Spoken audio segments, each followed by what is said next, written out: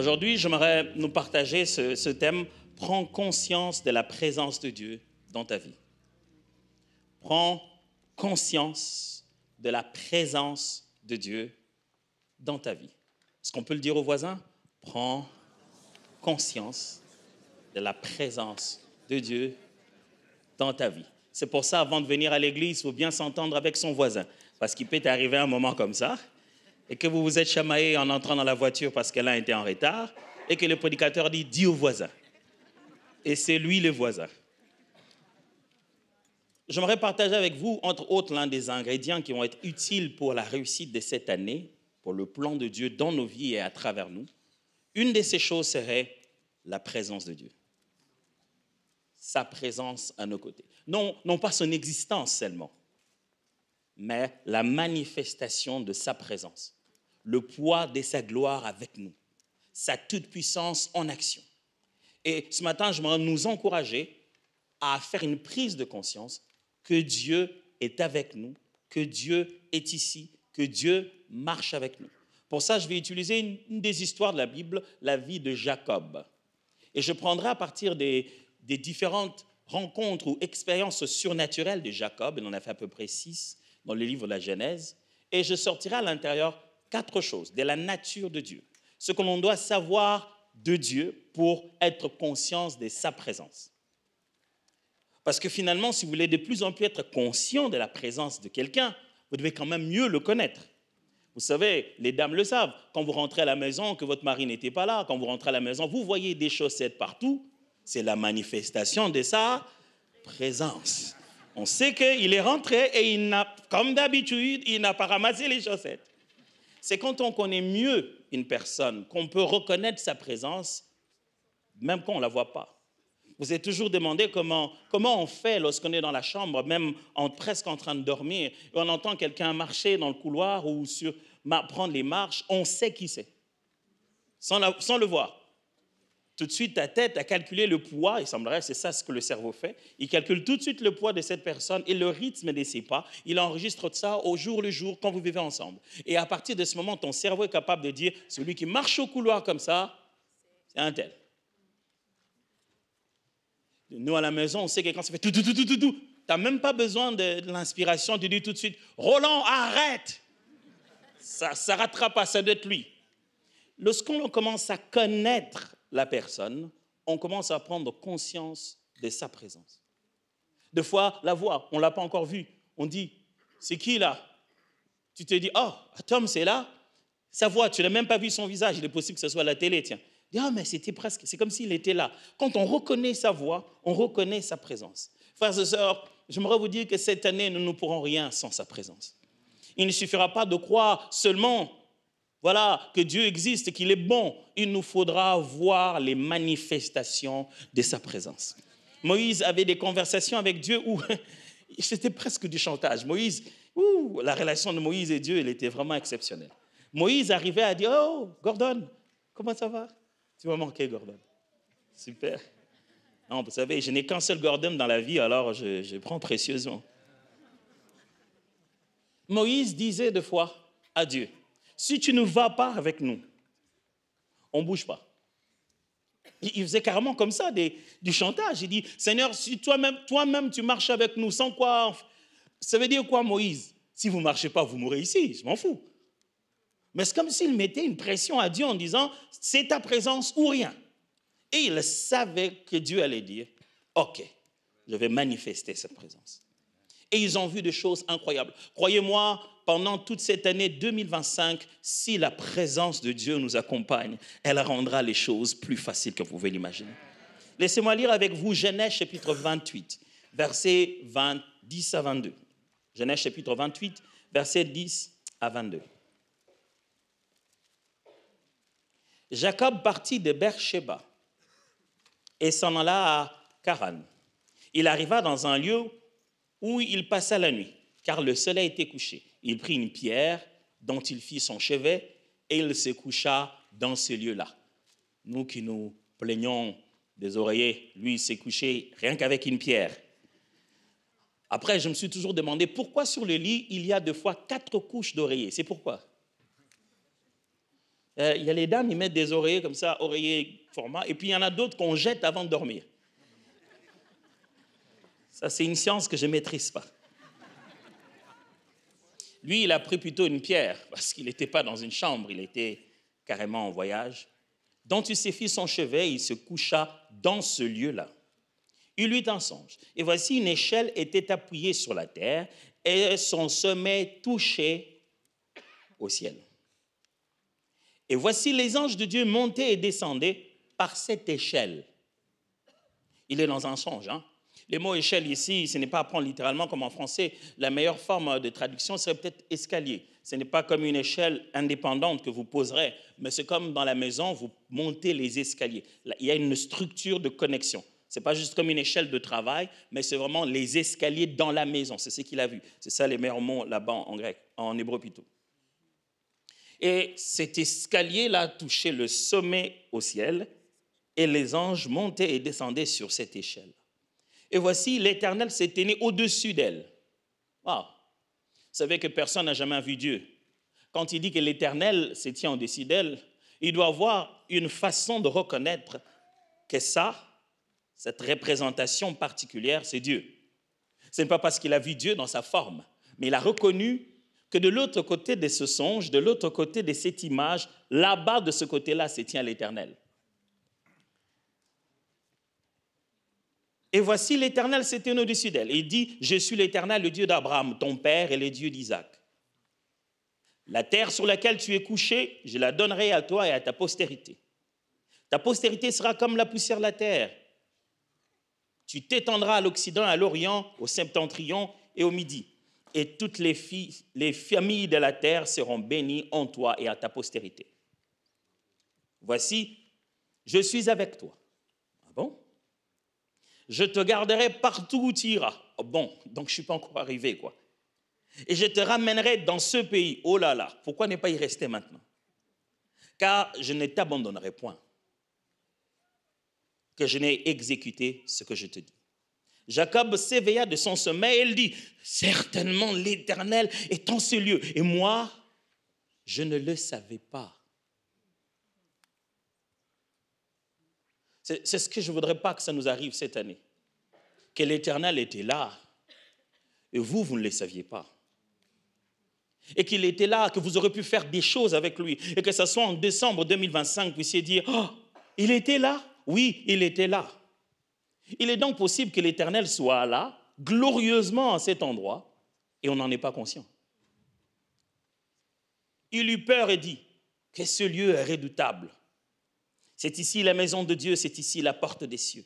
Et Jacob s'éleva de bon matin, il prit la pierre dont il avait fait son chevet, il la dressa pour monument, il versa de l'huile sur son sommet. Je crois que c'est ce que je dois faire avec tous ces coussins à mon réveil. Dresser de l'huile dessus et les consacrer. Il donna à ce lieu le nom de Bethel, mais la ville s'appelait auparavant Luz. Jacob fit un vœu en disant, si Dieu est avec moi et me garde pendant ce voyage que je fais, s'il me donne du pain à manger et des habits pour me vêtir, et si je retourne en paix à la maison de mon père, alors l'Éternel sera mon Dieu. Cette pierre que j'ai dressée pour monument sera la maison de Dieu. Et je te donnerai la dîme de tout ce que tu me donneras. Dans la Bible, moi qui parlais de ne pas transpirer, voilà que je transpire. Jacob, d'où ça vient cette histoire de Jacob? Vous savez très bien, commençons-le par Abraham. Abraham, vous savez, Abraham l'hébreu, celui à qui Dieu a dit, écoute, quitte ta famille, va à un endroit que je te montrerai. Abraham, lui, qui a quitté chez lui, qui est allé comme ça sans savoir où il allait, jusqu'à ce que le Seigneur le montre un endroit où il devait rester. Abraham qui a attendu longtemps avec sa femme Sarah, Sarai, et longtemps attendu, ils ont eu un enfant finalement, le fils de la promesse. Abraham en a eu deux, parce qu'il a eu Ishmaël aussi. Mais finalement, le fils de la promesse est arrivé, il s'appelait Isaac. Et cet Isaac-là a connu la même chose que son père. Lui et sa femme ont attendu encore longtemps aussi pour avoir un enfant. Et jusqu'au jour où sa femme a eu une grossesse avec deux enfants. Dans cette grossesse, beaucoup de prophéties, 2 nations, ainsi de suite. On explique plein de choses. Elle a finalement 2 enfants, Jacob et Ésaü. Ces 2-là, on sait que Jacob, il est bon cuistot, il s'occupe des choses qui sont à la maison, pendant qu'Ésaü est un chasseur. Et un beau jour, le père est presque mourant, il veut bénir les enfants. Parce qu'Ésaü était l'aîné, vous connaissez bien l'histoire de ne pas vendre son droit d'aînesse. À cause des lentilles, c'est ça? Franchement, il devait avoir faim. Vous connaissez l'histoire. Ici, nous sommes à un moment où Jacob, finalement, après avoir pris le droit d'aînesse, il a usé d'une certaine ruse avec sa mère et ils ont reçu la bénédiction de l'aîné. Et lorsqu'Ésaü se rend compte que le père a déjà béni Jacob, son petit frère, il réclame une bénédiction et son père lui dit, c'est déjà parti ça, ce ne sont pas des choses qu'on récupère. Le voilà, il ne peut plus vivre là avec son frère parce que son frère est tellement fâché qu'il a promis de lui faire la peau, comme on dit. Il a dit, non, toi, je ne pourrais pas survivre avec toi. On ne peut pas vivre au même endroit, tu m'as trompé. Il faut que ta tête disparaisse. La mère ainsi que le père prennent la décision de l'envoyer ailleurs, chez son oncle, Laban. C'est là qu'il doit aller. Et maintenant, il est en voyage. Il est presque fugitif. Il fuit, il n'a pas tué quelqu'un, il a juste pris sa bénédiction. Le voilà en train de partir seul. Il ne ressemble pas à quelqu'un de béni, là. Il s'en va seul. Mais avec la bénédiction qui ne se manifeste même pas. Le voilà en train de fuir quasiment. Et en cours de route, il s'arrête parce qu'il est déjà nuit, il doit dormir, il prend une pierre. Il prend une pierre. Une pierre qui a toujours été là. Il prend la pierre, se couche dessus, en mettant sa tête. Boum. C'est là qu'il a cette grosse vision. Il y a près de 6 rencontres différentes spirituelles, des expériences spirituelles décrites dans le livre de la Genèse avec la personne de Jacob. Il y a cette vision de l'échelle.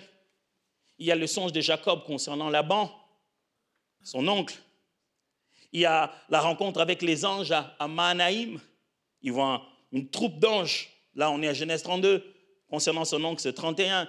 Lorsqu'il lutte avec l'ange, vous vous souvenez, il le frappe à l'emboîture de pied, il le change de nom, il devient Ésaü, il devient plutôt Israël. Et au chapitre 35, Dieu lui demande de rentrer encore à Bethel. Et aussi la révélation divine lors de la descente en Égypte. Lorsque Dieu lui dit, ton fils est là-bas, vas-y, descends là-bas, je ferai de toi une grande nation.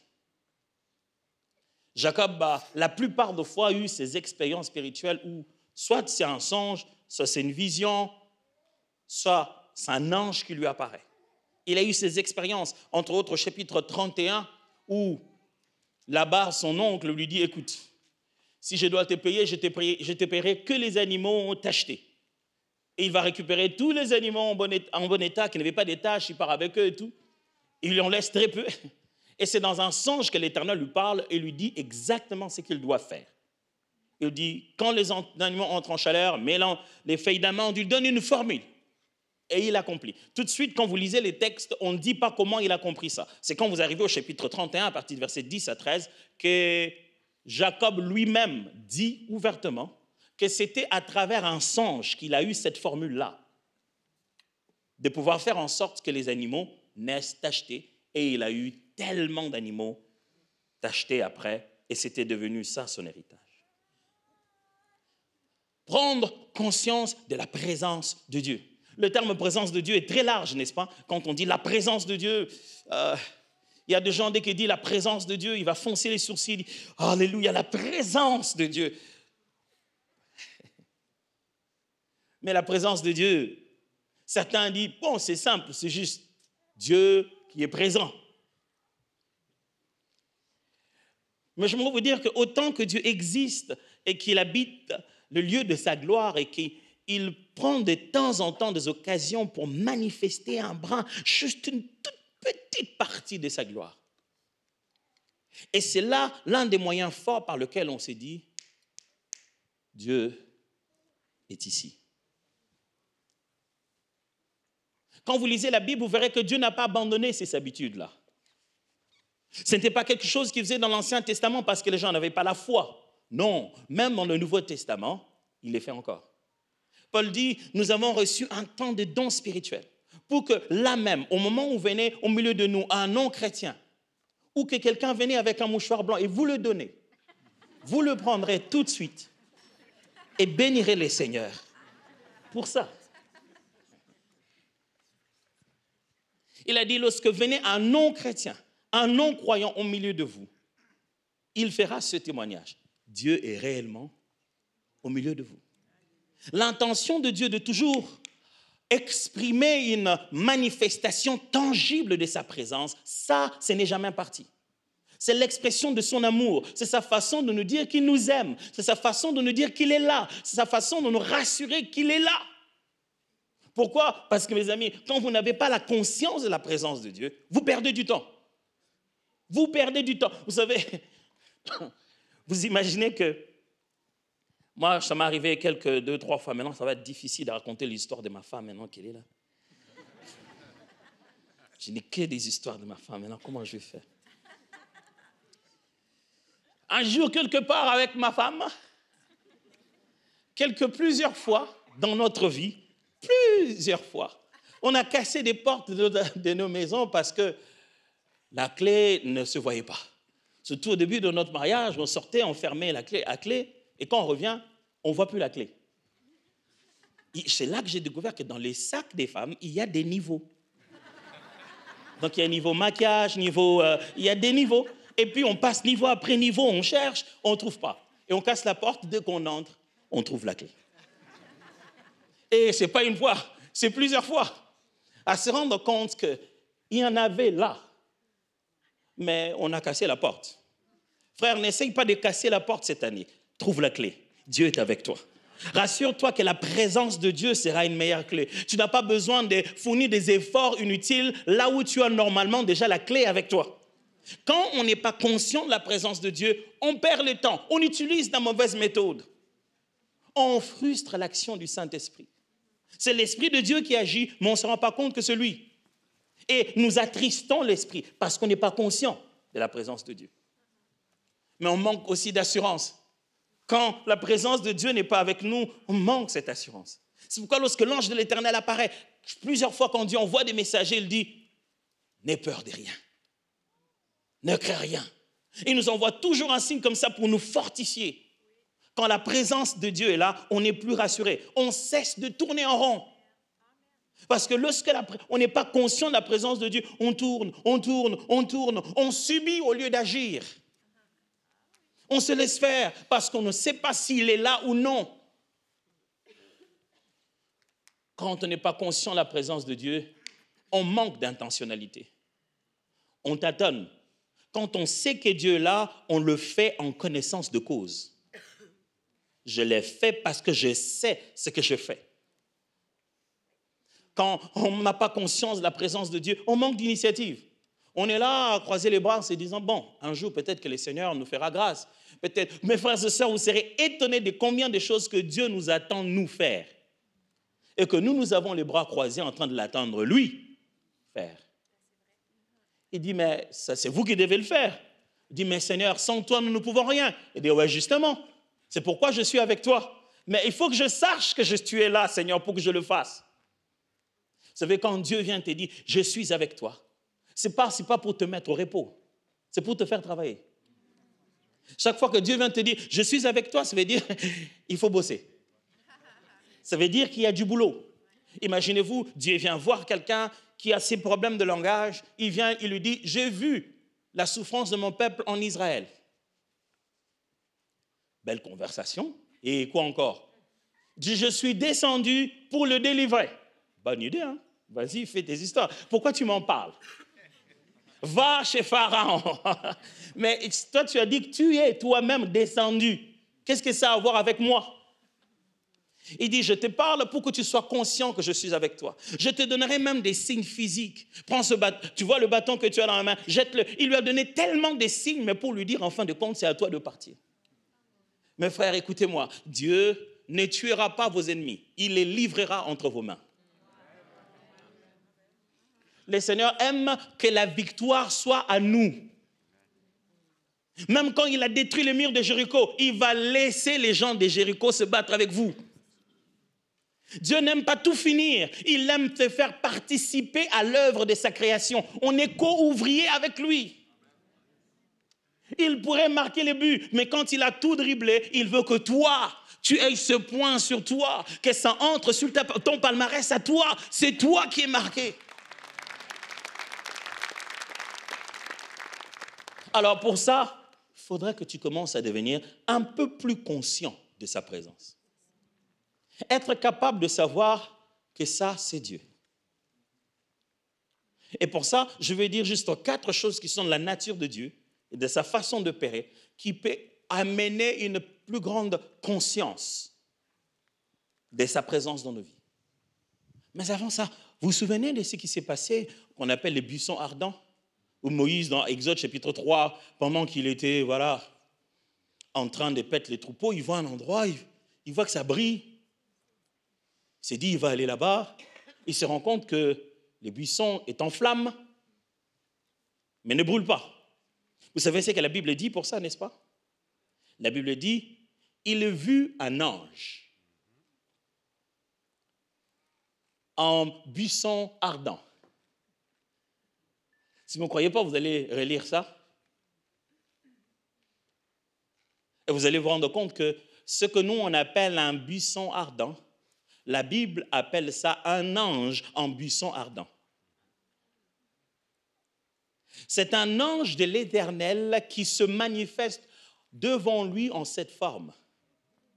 C'est une apparition de la présence de Dieu, une apparition qui précède la manifestation de sa voix. Souvenez-vous encore, le peuple d'Israël est en train de fuir l'Égypte qui le poursuit, Pharaon et son armée. La journée, ils sont couverts par une nuée, par un ange de l'Éternel qui les couvre comme une colonne de nuée. Et la nuit, il n'y a pas d'électricité. Comment ils vont survivre là-bas? C'est l'ange de l'Éternel en colonne de feu qui brille durant toute la soirée pour qu'il ne manque pas d'électricité. L'ange de l'Éternel. Est-ce que le buisson ardent avait des yeux? Est-ce que les buissons ardents avaient des ailes? Est-ce que les buissons ardents avaient une forme physique qui nous ferait croire qu'il s'agit d'un ange?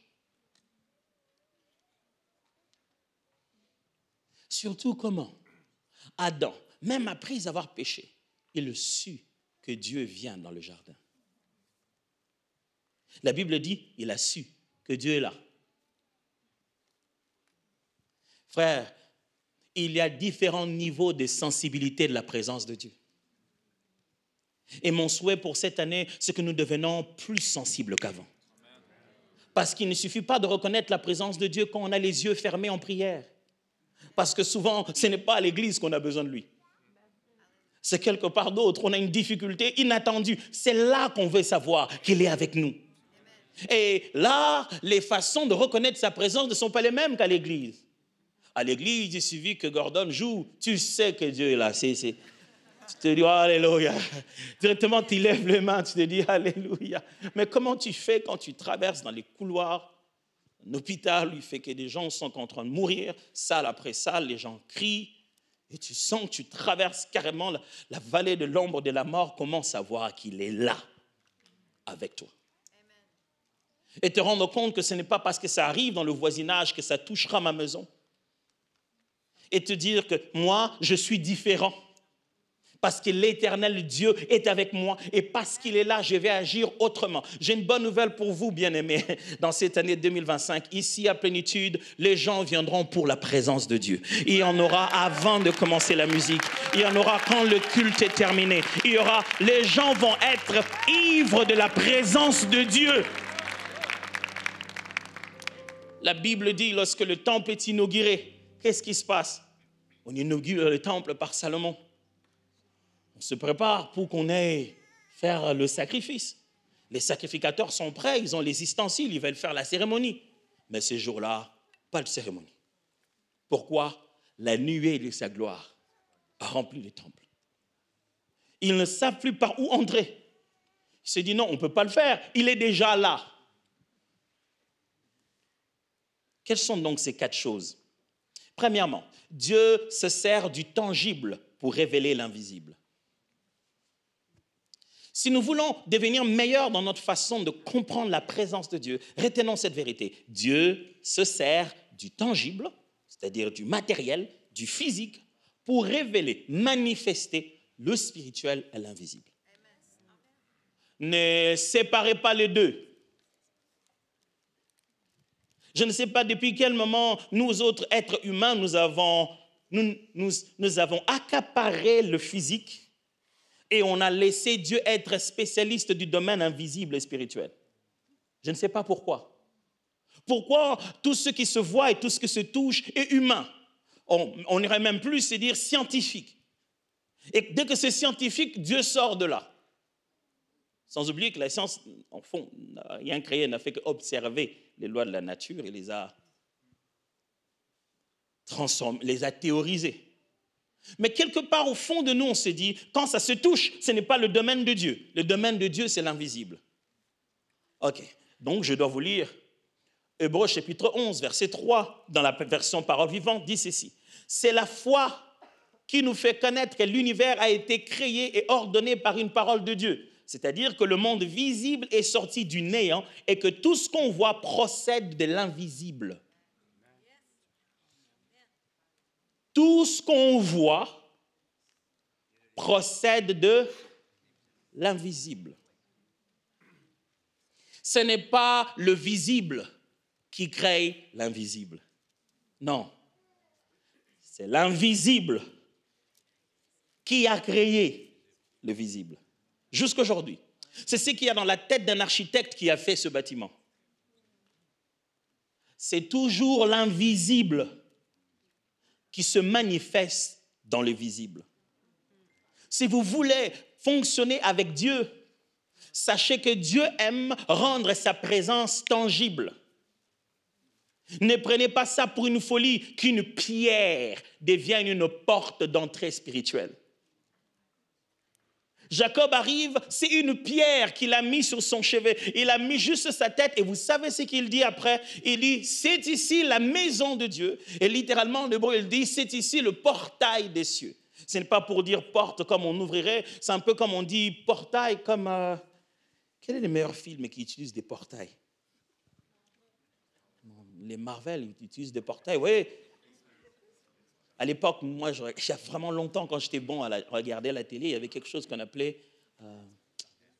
Gate something? Stargate, hein, c'est ça? Il y avait un gros portail comme ça qui devenait un peu comme de l'eau, et les gens entraient et ils sortaient ailleurs. Vous avez déjà vu ça, non? Ça existe jusqu'aujourd'hui. Je crois que... Ouais, il y a même le gars, comment il s'appelle, qui fait des trucs comme ça. Un docteur, là. Ouais, il fait des trucs et puis ça ouvre un truc et on entre. On va ailleurs. C'est ce qu'on appelle un portail. C'est-à-dire que ça ressemble à une porte, mais ça connecte 2 dimensions différentes. C'est ce que Jacob dit. Il dit, c'est ici, à cet endroit, que se trouve un portail. Quand j'y ai mis ma tête, j'étais de l'autre côté. Frères et sœurs, vous devez savoir que quand Dieu a dit, mettez de l'huile, mettez de l'huile. Pourquoi on ne oint pas les gens juste avec autre chose? De l'huile de frein, par exemple. Ça c'était, on va te oindre de tout excès, on va sortir les démons d'excès de vitesse. Si on te oint de l'huile de frein, c'est parti. Tu n'auras jamais de contravention parce que c'est plus toi qui conduis, c'est l'huile qui conduit en toi. Pourquoi? C'est une huile et une huile bien particulière.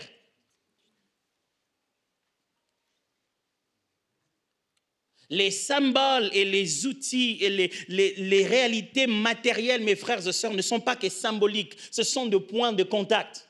Amen. Pourquoi? C'est avec nos mains qu'il faut les imposer pour qu'ils soient guéris. Alléluia.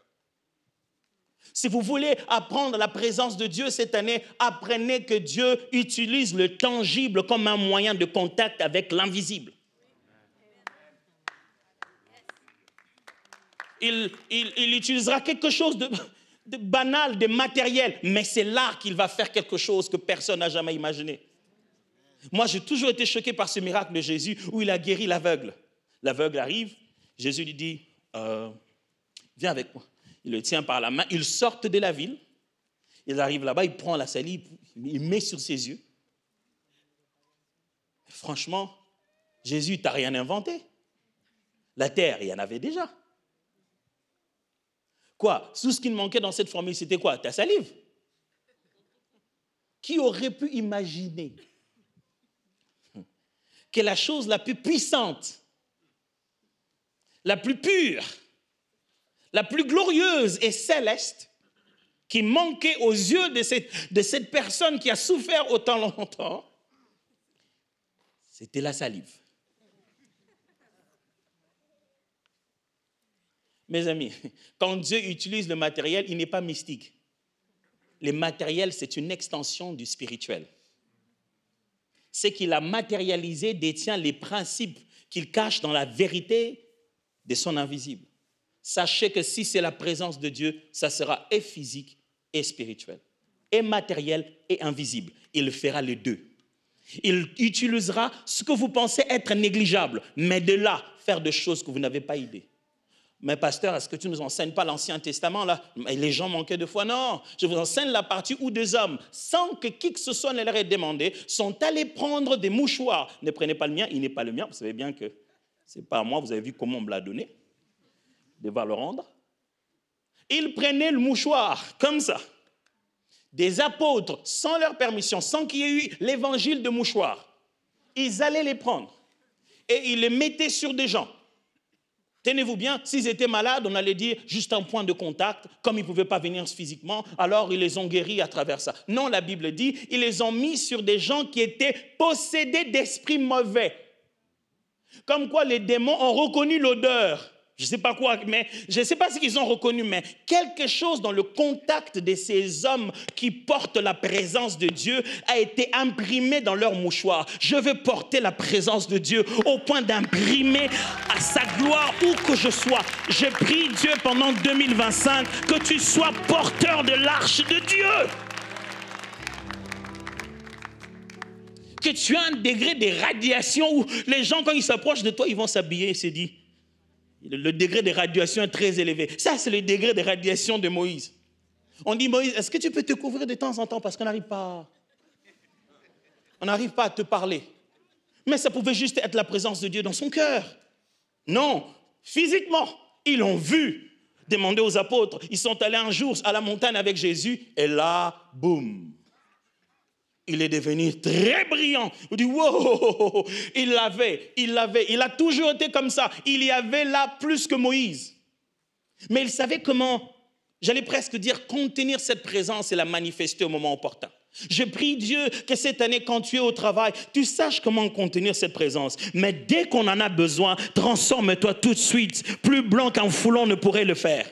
Deviens comme Jésus. Dès qu'il y a besoin de la présence de Dieu, on se dit, mais lui, il n'est pas du département de... Lui, il ne s'occupe pas des bois là derrière. Oui, quelqu'un qui s'occupe de bois peut mourir à la croix et sauver l'humanité. Je prie que où que tu sois, que la présence de Dieu soit la marque qui va te distinguer et qui va dire à tout le monde, Dieu est ici.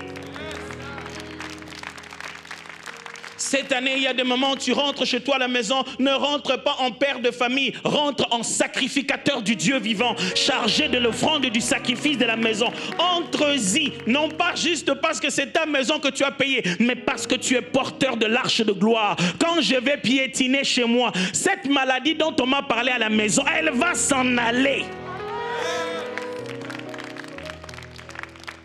Cette année, il faut que tu prennes conscience de la présence de Dieu dont tu es porteur. Mais aussi, deuxièmement, Dieu aime choisir un endroit spécifique pour manifester sa présence. Ce n'est pas moi, c'est Dieu. Dieu aime choisir un endroit spécifique pour manifester sa présence. Pasteur, qu'est-ce que tu essaies de nous dire? Il y a plus de Dieu ici que de là. Dieu n'est-il pas omniprésent? Omniprésent, absolument. En fait, le concept de l'omniprésence est un peu complexe à expliquer. L'omniprésence de Dieu, ce n'est pas le fait qu'il soit partout, mais c'est aussi le fait que partout se trouve en lui. Dieu ne se rend pas partout. Dès qu'il a besoin de se rendre à un endroit, c'est qu'il n'y était pas avant. Il peut donc, de ce fait, ne pas être omniprésent. il peut se déplacer à plusieurs endroits pour s'y rendre. Dès qu'il fait ça, il n'est pas omniprésent. Parce que la seconde où il quitte ici pour là-bas, il n'est pas là-bas. Et à partir du moment où un nouveau lieu est découvert, où il ne se trouve pas, il perd de l'omniprésence. Donc si tu vas à un endroit que tu appelles découverte, Dieu y est déjà. Je ne sais pas si je me fais comprendre ici. Ce sont les genres de choses qui font mal à la tête, je vous assure. Pourquoi c'est vraiment quand on adore Dieu, on dit « Oh Seigneur, tu es tout ce que je ne comprends pas. » Alléluia. Mais c'est seulement pour dire que Dieu est partout. Mais c'est Dieu qui est partout. Je ne sais pas pourquoi, ne me le demandez pas. Mais dans la Bible, l'Ancien comme dans le Nouveau Testament, il choisit des lieux géographiques, physiques, où il dit « c'est ici que je vais me manifester ». Et ça devient un lieu de rendez-vous. Il a choisi un endroit mythique qu'on connaît tous, qu'on appelle un temple. Et il a fait de nous-mêmes des temples. Mais comme dans l'Ancien et le Nouveau Testament, Dieu aime des lieux où il dit « ici, je vais me manifester ». C'est l'endroit qui va devenir mon lieu d'alliance. Je veux manifester ma gloire à cet endroit. Je ne sais pas comment vous expliquer ça, mais Dieu aime ça. Il aime donner rendez-vous à son peuple à un endroit, à un lieu particulier. Il faut être là-bas. Est-ce que Dieu n'est pas suffisamment un Dieu de grâce pour pouvoir me voir là où je suis dans mon problème? Oui. Il t'a vu dans ton problème, il a mis la salive même dans tes yeux, mais il t'a dit, va te laver à Siloé. Est-ce qu'il n'y a pas de l'eau ici? Il sait qu'il veut te guérir de la lèpre, mais il dit, Naaman, va te laver aux eaux de Jourdain. Il dit, mais il n'y a pas d'eau chez nous. Dieu est un Dieu de lieux spécifiques. Dans Ézéchiel chapitre 48, le prophète a une vision grande de ce qu'on appelle Jérusalem, la grande Jérusalem de Dieu. Il est en train de la mesurer. Il mesure de fond en comble, haut, hauteur, largeur. Il arrive au verset 35, il dit, le pourtour de la ville fera 9 kilomètres. Et dès ce jour, le nom de la ville sera l'Éternel est ici. Yahweh Shammah. Le nom de la ville sera Yahweh Shammah. L'Éternel n'est pas là-bas au ciel, il n'est pas dans le lieu invisible. Il dit, une fois que vous avez fini l'endroit que j'ai décidé, sachez que ça deviendra le lieu de ma rencontre. Quelle est la plus grande promesse de la foi chrétienne? C'est un lieu. C'est de nous rendre dans la cité nouvelle, nous rendre chez nous. Frère, cette année, je prie que tu reconnaisses le lieu de ton rendez-vous avec Dieu.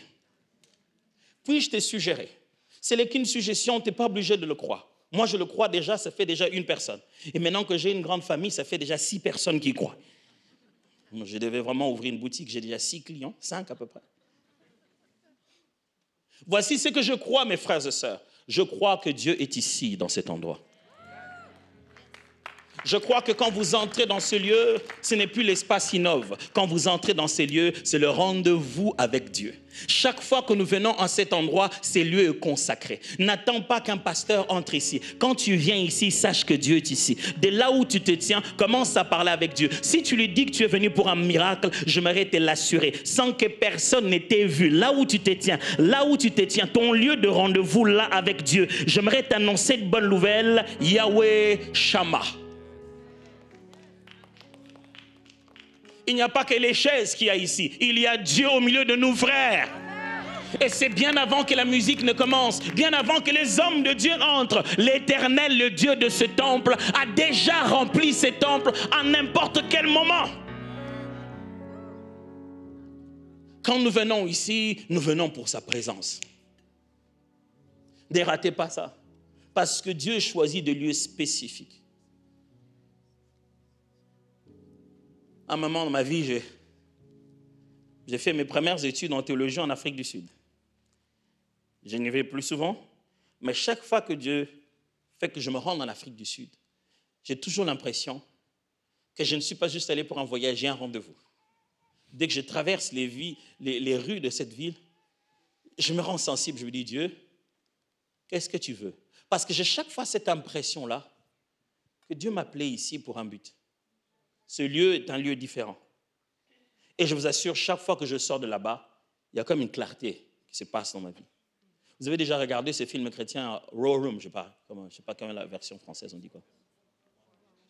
Pas ça? Raw Room, c'est seulement ça, non?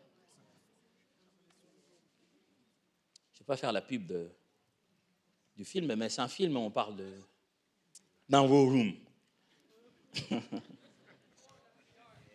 C'est juste une histoire d'une dame où ça n'allait pas bien dans son foyer et tout, qui a découvert l'importance de la prière et surtout l'importance de consacrer une pièce de sa maison comme son lieu de prière. Elle a consacré son closet, elle a enlevé tous ses beaux habits. C'est devenu l'endroit où elle priait pour sa famille, ainsi de suite. Elle en a vu tellement de miracles, tellement de bonnes choses. J'aime comment ce film finit. Il finit quand un autre couple vient pour entrer dans leur maison. Et le monsieur qui devait venir quelque part d'Afrique, et quand il entre dans ces murs, il dit « Je sens la prière dans ces murs ». Vous savez, ça c'est complètement africain. On sent des prières dans les murs. Cette année, développez votre petit lieu sacré. Vous savez que quand je me mets ici, je n'ai pas besoin de parler deux fois. Mais quand je finis de pleurer ici, toutes mes larmes ont été une prière claire. Dieu vous appelle à un lieu spécifique.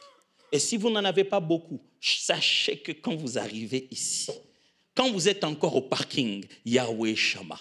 Quand vous êtes ici au hall, Yahweh Shammah. Quand vous traversez cet endroit, Yahweh Shammah. Quand la musique commence, Yahweh Shammah. Quand la prédication est en train d'être annoncée, Yahweh Shammah. Même quand on est en train de faire juste la communion fraternelle, l'Éternel est ici. Oh, l'Éternel est ici, mes frères. Je connais des gens, quand on leur dit, telle personne est ici, tout de suite, il ouvre son ordinateur, va chercher son plus grand projet de la vie parce qu'il sait qu'il va lui demander de l'argent.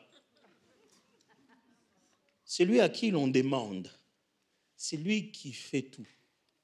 est ici la troisième des choses, l'avant-dernière. Dieu nous parle souvent avec clarté dans la solitude. Tous les six événements de Jacob le montrent. Dieu s'arrange toujours pour le tirer à un endroit où il est seul. Il le met dans des contextes où il laisse partir la famille, il laisse partir tout le monde, alors pouf, l'Éternel se manifeste à lui. Il est seul quelque part, pouf, l'Éternel aime ces moments de solitude pour se manifester à nous. Mes amis, vous voulez vous rendre compte que Dieu est présent? Quelquefois, ça vous demande l'absence de tout.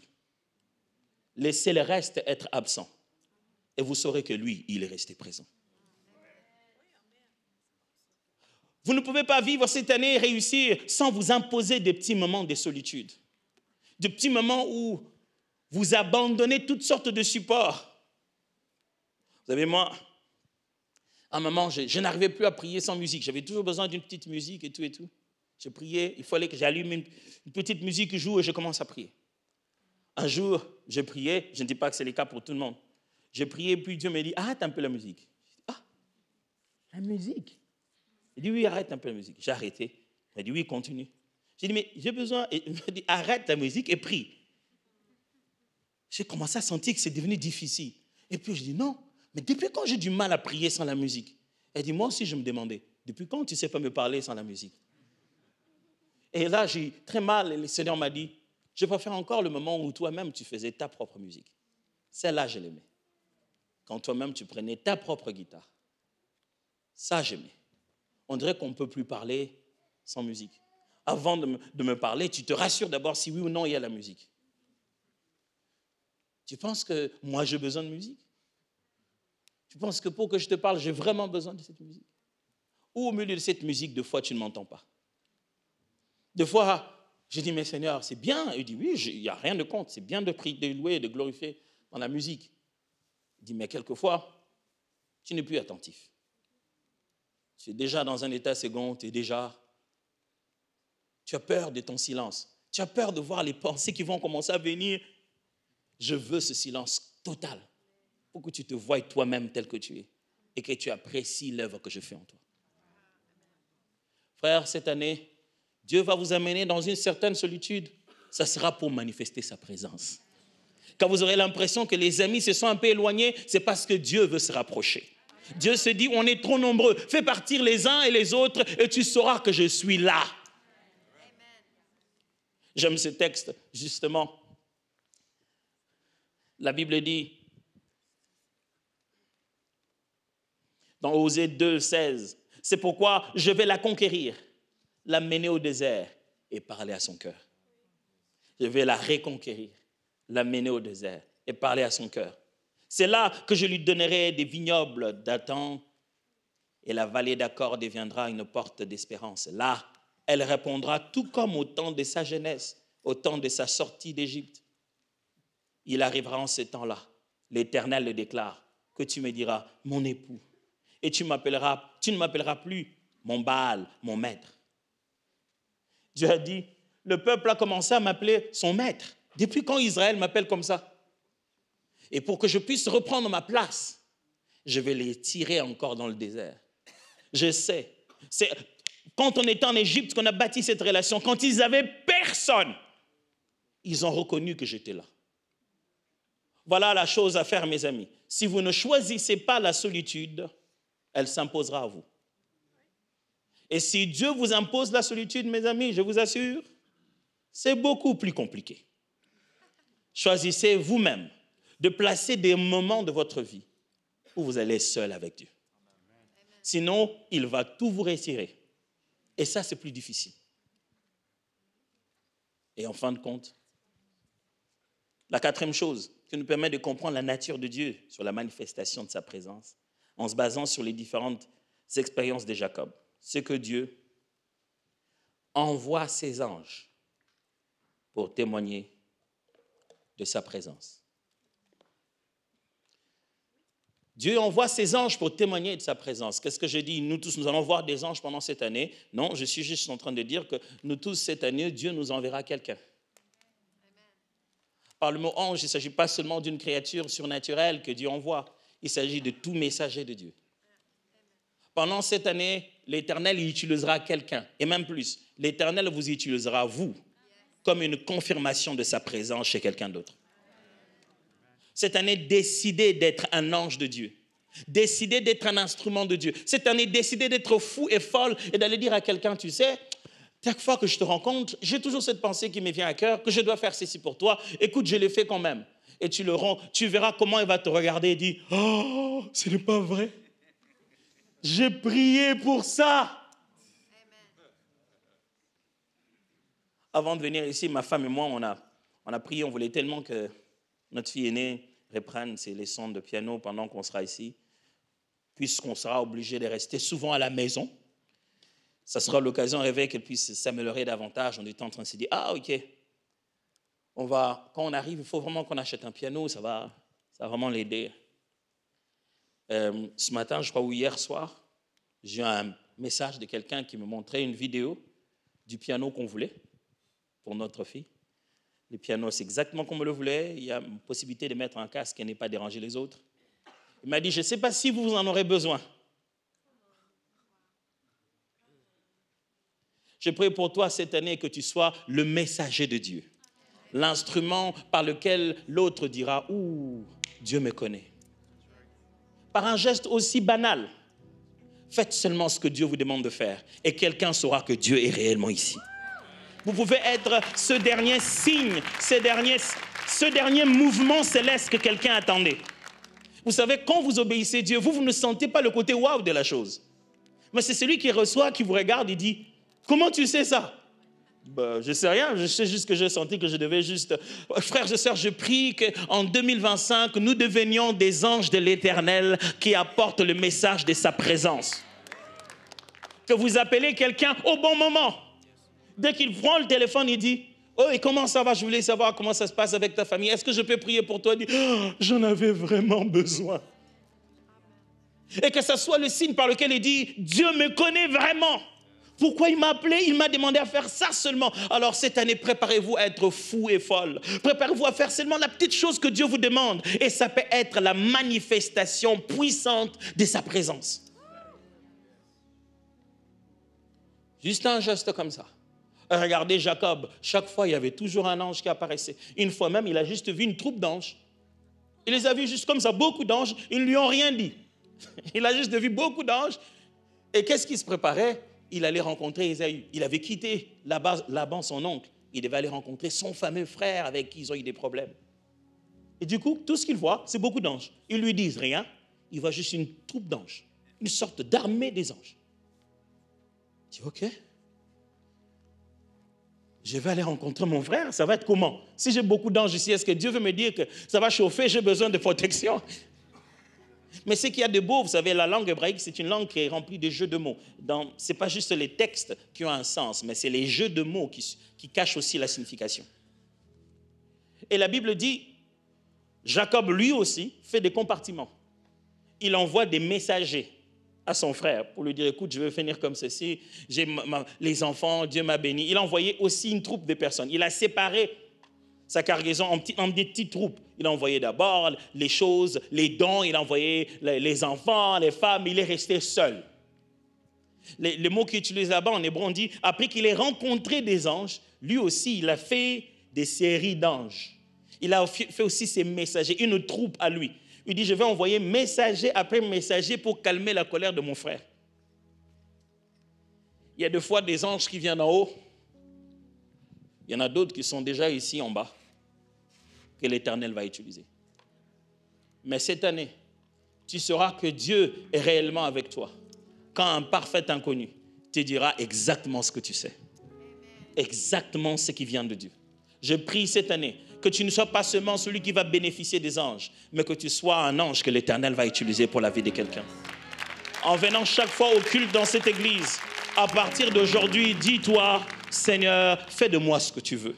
Utilise-moi pour quelqu'un aujourd'hui. Utilise-moi pour quelqu'un aujourd'hui au travail. Que je sois un ange pour quelqu'un aujourd'hui au travail. Vous savez, il y a des jours où tu as juste envie d'apporter à manger, tu te dis, mais ça sera un peu de trop. Mais tu sens qu'il faut que tu en apportes, tu apportes et tu te rends compte qu'un collègue en avait tellement besoin ce jour-là. Et quand tu lui donnes, il dit, oh, merci, tu es un ange. Dis-lui, ouais, je le savais. Ça vous semble banal, mais nous n'avons pas tous les mêmes raisons de croire à la présence de Dieu. Certains demandent des signes complètement inutiles. Tu te dis, c'est ça ton signe pour savoir que Dieu est Dieu? Oui. Si Dieu est Dieu, vraiment, j'ai faim, il faut que je mange. Et c'est toi qui amènes la nourriture. Et tu dis, écoute, aujourd'hui, j'en avais amené un peu plus pour toi. Et quand tu l'ouvres, c'est exactement ce qu'il aime. Tu dis, non, mais comment tu as su que c'était... Il fallait que tu amènes la poutine.